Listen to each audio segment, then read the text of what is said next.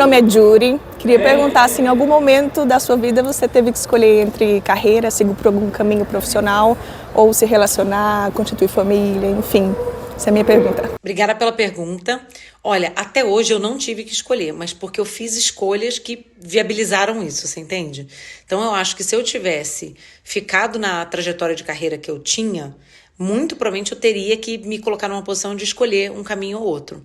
Mas até antes de eu começar, né, a ter filhos, eu já era casada, mas eu optei por um caminho que me levou para ter mais flexibilidade. Às vezes me perguntam também, poxa, para te dar um exemplo, tem uma carreira no mercado financeiro que a gente chama de investment banking, que é uma carreira que é muito imprevisível, as pessoas têm que viajar muito, têm que trabalhar muito longas horas. As pessoas me perguntam, dá para ser mãe e conciliar? Gente, eu acho que não.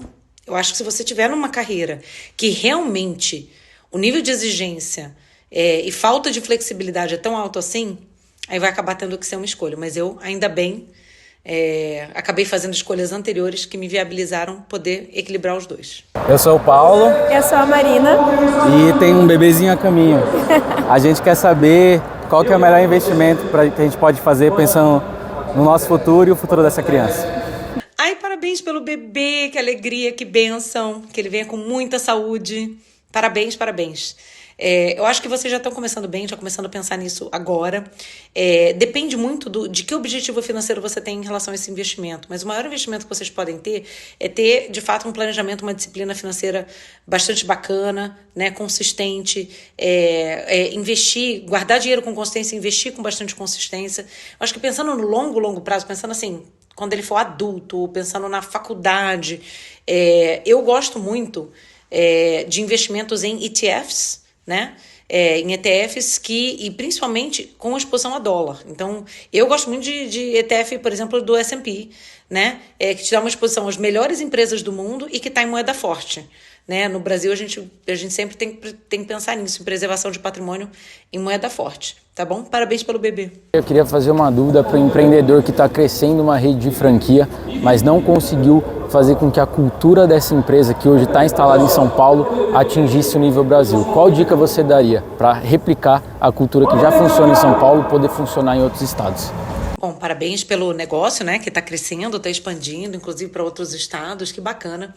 Olha, eu acho que em relação à cultura, primeiro você precisa ter muita clareza em relação ao que a sua cultura representa, né? Então, se você não tem isso documentado, escrito, né, é um primeiro passo importante. Além disso, eu acho que é muito importante você também garantir que no dia a dia, nas suas lojas atuais em São Paulo, você está vivendo realmente essa cultura, você está tomando decisões alinhadas com ela, você está alinhando os incentivos da equipe em relação a essa cultura. E aí, pensando em expansão, eu sempre achei que é muito mais fácil você contratar pessoas que têm um alinhamento natural à sua cultura do que você tentar trazer qualquer pessoa e depois ensinar a cultura para ela, sabe? Eu acho que é muito importante trazer esses elementos da cultura já no processo seletivo, entendeu? Para você atrair pessoas que já querem isso, né? E aí uma outra dica boa é levar pessoas da sua equipe que você acha que tem bastante essa cultura para os outros estados, para elas também estarem lá presentes e ensinarem. Eu quero saber como que a Cris consegue manejar a quarta gravidez, qual que é a principal diferença dessa quarta gravidez nesse estágio do Nubank para a primeira gravidez no estágio inicial da empresa. Obrigada pela pergunta. Como tudo na vida, né, tem prós e contras, né? Eu acho que essa gravidez me pegou num momento de Nubank que eu estou muito focada na nossa expansão internacional. Então eu estou viajando muito. No primeiro semestre desse ano, eu não fiquei 2 semanas direto em São Paulo. Eu viajei muito, eu já estava grávida, né? E até agora, até o 7º mês, o começo do 8º mês, eu ainda estava viajando. Então, essa é uma diferença grande. Por outro lado, eu já tenho uma equipe muito mais formada, né? Eu já consigo ter muito mais ajuda, né? Em relação ao que o Nubank precisa fazer, que não depende só de mim. Na minha primeira gravidez, apesar de eu não ter que viajar tanto, eu não tinha equipe, era eu sozinha, eu tinha que fazer tudo. Então, assim, por um lado, era mais pesado em termos de volume de trabalho, por outro, não tinha viagem.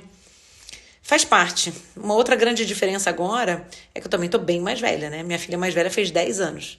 Eu estou com 42 anos. E é uma gravidez que é mais puxada pela idade. Oi, eu sou a Maria Eduarda e a pergunta que eu gostaria de fazer para a Cris é entender como ela lida com os próprios erros, né? Como que nessa trajetória, essa carreira de sucesso, os momentos de fracasso, os momentos de erros, os momentos em que você olha e pensa, meu Deus, eu cometi um erro e agora eu preciso lidar com isso. Como que você, Cris, faz? Essa é uma excelente pergunta, até porque todo mundo erra, né, gente? Todo mundo comete erro. Eu acho que assim, a primeira coisa, quando você vê que você fez alguma coisa incorreta, a primeira coisa é corrigir. Primeira coisa é corrigir, fazer tudo que está ao seu alcance para reverter aquilo, para compensar os efeitos negativos que aquele erro teve, né, de alguma maneira, para mitigar o impacto ali daquele erro, né? Então, a primeira coisa é tentar agir rápido para corrigir ele o mais rápido possível. Depois, você precisa pensar nos efeitos de segunda ordem desse erro. Então, assim, para quem que eu tenho que comunicar isso? Né? Com quem que eu tenho que falar? Para quem que eu tenho que avisar que isso aconteceu, que eu já fiz isso daqui para remediar, mas que essa situação aconteceu e tal, né? Por fim, você precisa pensar e falar assim, como que eu garanto que isso não aconteça de novo no futuro? Tá bom, errei, corrigi, avisei, mas como que eu não caio nessa pegadinha, nessa casca de banana no futuro? E aí, ajustar processo, comunicação, o que quer que você precise para no futuro você não cometer esse mesmo erro, né?